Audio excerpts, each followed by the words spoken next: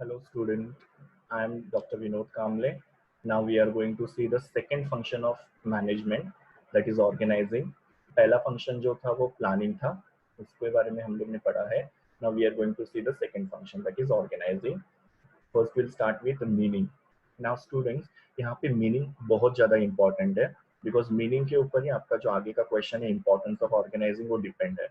तो मीनिंग एक बार आप लोगों को अच्छे से समझ में आएगा तो आप आगे के जो पॉइंट्स है वो इजीली पिकअप कर पाओगे. Will start with the meaning. Meaning में देखो पहले क्या लिखा हुआ है. Organising is identifying and grouping different activities. इसका मतलब ऑर्गेनाइजिंग में हम लोग क्या करते हैं, अलग अलग एक्टिविटीज को आइडेंटिफाई करते हैं कि मेरी क्या क्या एक्टिविटीज है, मुझे क्या क्या काम करना है. और हर एक एक्टिविटी जो रिलेटेड एक्टिविटीज होती है उसको तुम ग्रुपिंग करते हो. जैसे परचेज डिपार्टमेंट की क्या क्या एक्टिविटीज हो तो उसको प्रॉपरली ग्रुप करते हो under purchase department. HR department की क्या क्या एक्टिविटीज है उसको तुम एचआर डिपार्टमेंट के अंडर ग्रुप करते हो. तो हर एक एक्टिविटी को आप आइडेंटिफाई करते हो क्या क्या काम करना है, और रिलेटेड एक्टिविटीज को आप क्या करते हो, ग्रुपिंग कर रहे हो, एक साथ रख रहे हो. तो ये एक चीज होती है ऑर्गेनाइजिंग के अंदर. दूसरा होता है defining role of each individual. मतलब जो मैनेजर और ऑपरेटर होता है, ऑपरेटर मतलब एम्प्लॉइज. यहाँ पे तुम क्या करते हो, मैनेजर का रोल क्या है और ऑपरेटर का या एम्प्लॉय का रोल क्या है, ये आप क्या करते हो, डिफाइन करते हो, क्लियर करते हो कि मैनेजर को क्या काम करना है और एम्प्लॉयज को काम क्या करना है. बेसिकली मैनेजर का काम क्या होता है, प्लानिंग करने का, और ऑपरेटर का या एम्प्लॉय का काम क्या होता है, वो जो प्लान किया है उसको एग्जीक्यूट करने का. तो हर एक की रिस्पॉन्सिबिलिटी यहाँ पे तुमने क्या की, क्लियर की है. हर एक का रोल तुमने क्या किया, क्लियर किया है. किसी को भी कंफ्यूजन नहीं है कि मुझे क्या काम करना है. So you have defined the role of each individual. Okay, जहाँ पे मैनेजर और ऑपरेटर होता है. तीसरी चीज होती है ऑर्गेनाइजिंग के अंदर, you establish the authority and responsibility relationship. ना अथॉरिटी एंड रिस्पॉन्सिबिलिटी रिलेशनशिप का मतलब क्या होता है, जब आप किसी को कोई काम देते हो तो उसके साथ आप अथॉरिटी और रिस्पॉन्सिबिलिटी भी देते हो. ये हम लोग ने 14 प्रिंसिपल ऑफ मैनेजमेंट में पढ़ा है. तो उससे क्या होता है कि एक पर्सन को कुछ पावर मिल जाते हैं, प्लस उसके ऊपर कुछ ऑब्लिगेशंस भी आ जाते हैं कि मुझे ये रिस्पॉन्सिबिलिटीज को फुलफिल करना है.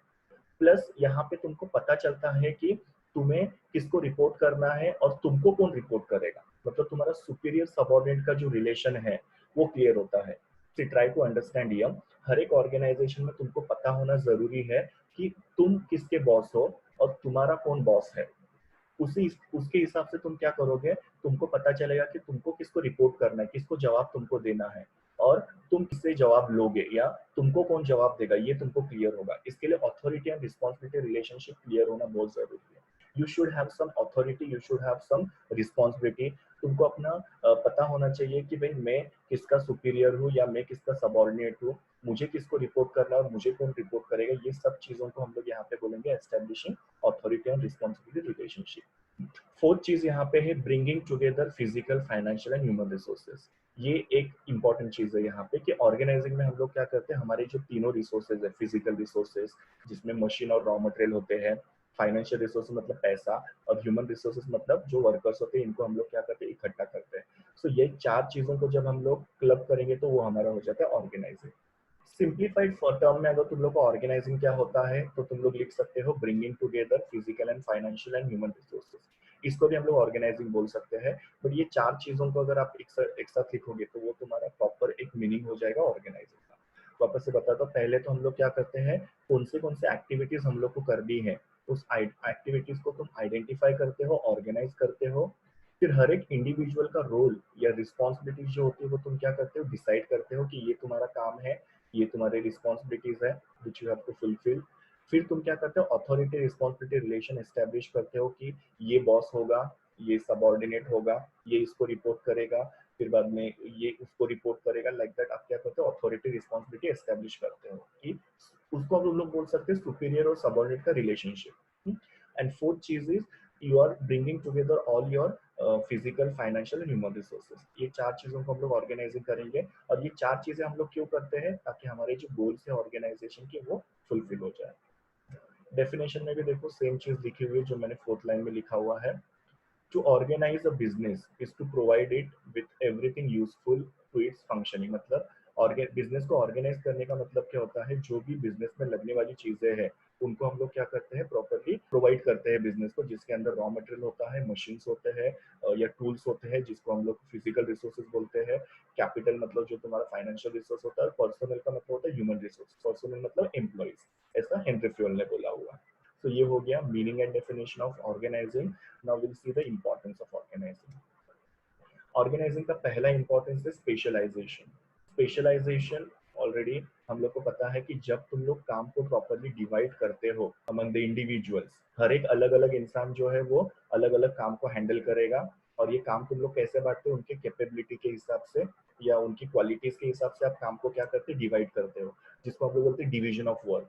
सो हर एक काम को, पूरा काम जो होता है उसको आप छोटे छोटे पार्ट्स में डिवाइड करके वो अलग अलग इंडिविजुअल्स को तुम डिवाइड करते हो. और ये डिवीजन करने की वजह से क्या होता है, स्पेशलाइजेशन होता है. क्यों स्पेशलाइजेशन होता है? बिकॉज इंडिविजुअल जो होते हैं वो काम को रिपीटेडली करते रहते हैं. मतलब ये इंसान अपना यही काम बार बार करते रहेगा, ये इंसान अपना ये काम बार बार करते रहेगा. सो रिपीटेडली जॉब करने की वजह से एम्प्लॉय का स्पेशलाइजेशन जो होता है वो बढ़ता है. तो तुम लोगों को यहाँ पे इतना याद रखना है कि हर एक इंडिविजुअल का जो काम होता है उसको डिवाइड करके दिया जाता है कि आपको यही काम करना है, जिसको हम लोग डिवीजन ऑफ वर्क बोलते हैं. और वर्क डिवाइड करने की वजह से स्पेशलाइजेशन होता है. कैसे स्पेशलाइजेशन होता है? बिकॉज एक एम्प्लॉई एक ही काम को बार बार करते रहते हैं, इसके लिए स्पेशलाइजेशन होता है. तो ये पहला इंपॉर्टेंस है ऑर्गेनाइजिंग का. दूसरा है रोल क्लैरिटी. रोल क्लैरिटी के पहले मैं आपको रोल एम्बिग्यूटी के बारे में बताता हूँ. रोल एम्बिग्यूटी, रोल एम्बिग्यूटी का मतलब क्या होता है कि कंफ्यूजन अपने रोल को लेके. मतलब मुझे क्या काम करना है इसके बारे में मुझे कंफ्यूजन है. मतलब मेरा अपॉइंटमेंट तो हो गया है, मैं काम पे तो आ गया, ऊपर मुझे क्या काम करना है मुझे पता नहीं है. और जब काम तुमको क्या करना होता है पता नहीं होता है तो एक फ्रस्ट्रेशन आ जाता है तुमको. मतलब इतना अच्छा फीलिंग नहीं होता, तुम डिससेटिस्फाइड हो जाते हो मेंटली. तो रोल क्लैरिटी का मतलब यहाँ पे अभी तुम लोग को समझ में आया हो कि तुम्हारा रोल या तुमको क्या काम करना है वो एकदम प्रॉपरली क्लियर किया गया है तुम लोग का. यहाँ पे फोटो में भी देख सकते हो कि ये एडमिनिस्ट्रेटर है, उसका काम क्या है, फाइलिंग एंड रिकॉर्डिंग है और अटेंडिंग विजिटर्स है. ये इसका काम है जो उसको पता है. इसका क्या क्या काम है इसको हम लोग बोलते हैं जॉब डिस्क्रिप्शन, जो आगे आने वाला है मैं बताऊंगा. ये अकाउंट एग्जीक्यूटिव है. अकाउंट एग्जीक्यूटिव की जॉब डिटेल्स देखो क्या क्या है. जॉब डिस्क्रिप्शन मतलब जॉब डिटेल, उसको पेटी कैश हैंडल करना है और उसको सारे फाइनेंशियल स्टेटमेंट बनाने हैं. तो यहाँ पे तुमने अगेन क्या किया है, जॉब को डिवाइड किया हुआ है कि इसका ये काम वो उसको डिस्क्राइब किया है, इसका ये काम जो उसको आपने डिस्क्राइब किया है. So I have assign different job to different employees.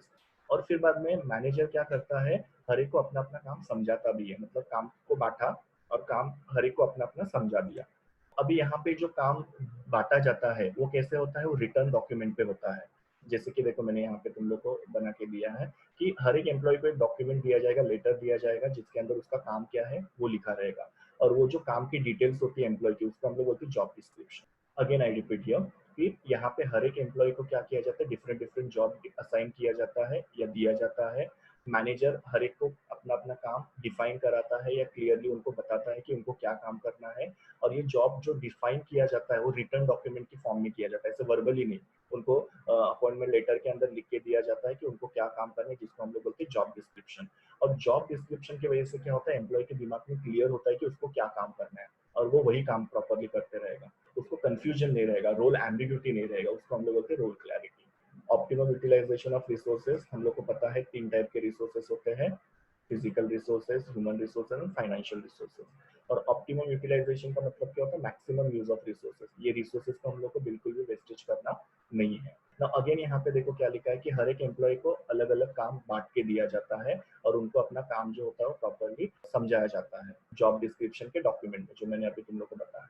तो हर एक एम्प्लॉय को अलग अलग काम देके उनको उनका काम डिस्क्राइब करना है, जिसकी वजह से क्या होता है कि डुप्लीकेशन ऑफ वर्क नहीं होता है. मतलब एक ही काम को दो लोग नहीं करते हैं या ओवरलैपिंग नहीं होता. ओवरलैपिंग का मतलब ही वही कि एक ही काम को दो लोग करना.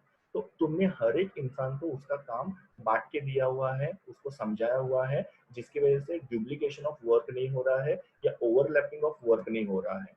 तो एक ही काम जो है वो दो लोगों के द्वारा हो रहा है ऐसा नहीं होगा यहाँ पे. उसको उसको हम लोग बोलते हैं ऑप्टिमल यूटिलाइजेशन ऑफ रिसोर्सेज. तो ऑर्गेनाइजिंग की वजह से क्या हो रहा है कि डुप्लीकेशन और ओवरलैपिंग नहीं हो रहा है, एक ही काम को दो लोग नहीं कर रहे हैं. तो that is optimal utilisation. Next one is clarity in working relation. Now यहाँ पे देखो क्या लिखा हुआ है कि यहाँ पे हर एक जन को अपनी अथॉरिटी और रिस्पॉन्सिबिलिटी पता है. मैंने मीनिंग में ऑलरेडी तुम लोग को पता है कि ही नोज की इसकी अथॉरिटी और रिस्पॉन्सिबिलिटी क्या है, ये शी नोज की उसकी अथॉरिटी और रिस्पॉन्सिबिलिटीज क्या है. तो सबकी अथॉरिटी और रिस्पॉन्सिबिलिटीज जो होती है वो यहाँ पे क्लियर होती है. फिर बाद में सबको पता है कि किसको ऑर्डर उनको देना है, मतलब इसको पता है कि इसको किसको ऑर्डर देना है तो ये इसको ऑर्डर देगा, इसको पता है कि किससे ऑर्डर लेना है तो इसका जो सीनियर होगा उससे वो क्या करेगा, ऑर्डर लेगा। तो इनको अपनी अथॉरिटी रिस्पॉन्सिबिलिटी क्लियर है, इनको ये भी क्लियर है कि इनको किसको ऑर्डर देना है और किससे ऑर्डर रिसीव करना है, मतलब इनका बॉस कौन है और ये किसके बॉस है। जैसे पिक्चर में आप देख सकते हो ये बंदा जो है वो इनका बॉस है, तो ये बंदा इनको क्या करेगा, ऑर्डर, वैसे ही इनका कोई बॉस होगा और इनको कोई ऑर्डर देने वाला रहेगा, तो ये इनको क्लियर हो गया। और उसकी वजह से क्या होता है, सुपीरियर और सबऑर्डिनेट का एक अच्छे से रिलेशन यहाँ पे मेंटेन होता है, that is called as clarity in working relation. तो ऑर्गेनाइजिंग की वजह से हर एक को अपनी अथॉरिटी रिस्पॉन्सिबिलिटी पता चलती है, they know whom they have to order and they know from whom they have to accept the order। so एक अच्छा सुपीरियर सबऑर्डिनेट रिलेशन यहाँ पे डेवलप होता है, झगड़े वगैरह होते नहीं है। Next one is create sense of security. Now sense of security का मतलब क्या होता है कि जब तुम्हारा रोल क्लियर नहीं होता है, तुमको क्या करना है ये तुमको पता नहीं होता है, तो तभी क्या होता है, थोड़ा सा कंफ्यूजन होता है दिल में कि मुझे क्या काम करना है। पर ऑर्गेनाइजिंग की वजह से क्या है, तुम्हारा रोल एकदम क्लियर हो रहा है, तुम्हारी ड्यूटीज और रिस्पॉन्सिबिलिटीज एकदम क्लियर है, ओके, तुमको पता है तुमको क्या काम करना है, उसके हिसाब से तुम काम करते हो।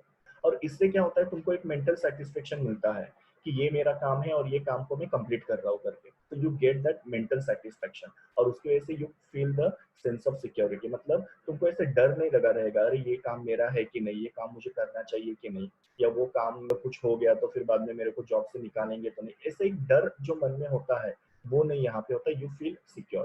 तो यहाँ पे तुम लोग को इतना याद रखना है कि यहाँ पे तुम्हारी ड्यूटीज और रिस्पॉन्सिबिलिटीज एकदम क्लियर होती है, उसके हिसाब से तुम काम करते हो, उससे तुमको एक मेंटल सेटिस्फेक्शन मिलता है, और उसकी वजह से तुमको सिक्योर फील होता है ऑर्गेनाइजेशन में, तुमको डर नहीं लगा रहता है कि तुमको जॉब से निकालेंगे कर। Next one is scope for innovation. Scope for innovation का मतलब क्या होता है, सेम चीजें अगेन एंड अगेन रिपीट हो रही है कि रोल एंड जो रिस्पॉन्सिबिलिटीज होते हैं वो क्लियर होते हैं, या एक्टिविटी एम्प्लॉयज को क्लियर होती है। और जब एम्प्लॉय को क्लैरिटी आ जाती है कि मुझे क्या काम करना है, तो उस काम में एम्प्लॉय क्या करता है, इनोवेटिव आइडियाज फाइंड आउट करता है कि उस काम को मैं कैसे अच्छे से करूँ।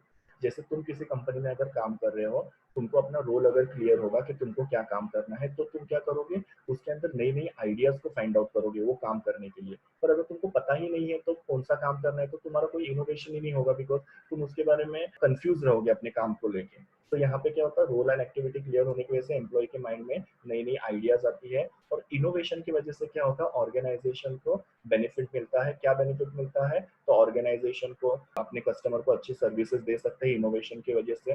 दूसरा, ऑर्गेनाइजेशन का ग्रोथ होता है, फिर ऑर्गेनाइजेशन का प्रॉफिट बढ़ता है, ऑर्गेनाइजेशन का कॉर्पोरेट इमेज अच्छा होता है। तो ये सारे बेनिफिट्स जो होते हैं वो इनोवेशन की वजह से होता है, और इनोवेशन किसकी वजह से होता है, ऑर्गेनाइजिंग की वजह से। Next one is growth and expansion, last point. Now यहाँ पे देखो मैंने 3 चीजों को हाईलाइट किया हुआ है। ऑप्टिमम यूटिलाइजेशन ऑफ रिसोर्सेस होता है, हम लोग ने पढ़ा। फिर डिवीजन ऑफ वर्क होता है या डिपार्टमेंटेशन होता है। डिपार्टमेंटेशन का मतलब क्या होता है, हर एक डिपार्टमेंट, अलग अलग डिपार्टमेंट फॉर्म किए जाते हैं और हर एक डिपार्टमेंट क्या होता है, अपना अपना काम करता है। जैसे परचेज डिपार्टमेंट होगा तो परचेज डिपार्टमेंट का काम क्या है, रॉ मटेरियल परचेज करने का, या जिनको भी रॉ मटेरियल चाहिए वो उनको सप्लाई करने का। फाइनेंस डिपार्टमेंट होता है, उसका काम क्या होता है, फाइनेंस को रेज करने का मार्केट में से, और फाइनेंस को हर एक डिपार्टमेंट में बांटने का। तो इसको बोलते हैं departmentation. Okay, so optimum utilisation of resources की वजह से, प्रॉपर डिवीजन ऑफ वर्क की वजह से और डिपार्टमेंटेशन की वजह से जो ऑर्गेनाइजेशन के चैलेंजेस होते हैं वो कम हो जाते हैं, प्रॉब्लम जो होते हैं वो कम होते हैं, बिकॉज तुम अच्छे से काम कर रहे हो ना, सब चीजों को अच्छे से यूज कर रहे हो, डिवीजन ऑफ वर्क कर रहे हो, हर एक डिपार्टमेंट प्रॉपर फंक्शन कर रहा है, तो your challenges will be reduce. और जब तुम्हारे चैलेंजेस कम हो जाते हैं तो डेफिनेटली तुम्हारे बिजनेस का क्या होता है, एक्सपांशन होता है, ग्रोथ होता है। मतलब तुम पहले लोकल लेवल पे बिजनेस करते थे, अभी तुम रीजनल लेवल पे काम कर रहे हो, रीजनल लेवल से नेशनल लेवल पे जाओगे, और नेशनल लेवल से तुम इंटरनेशनल लेवल पे जाओगे। तो ऐसा तुम्हारा ग्रोथ होगा अगर तुम प्रॉपरली ऑर्गेनाइजिंग करोगे। Thank you students, please do like, share, comment and subscribe my YouTube channel, and also recommend my channel to your friends.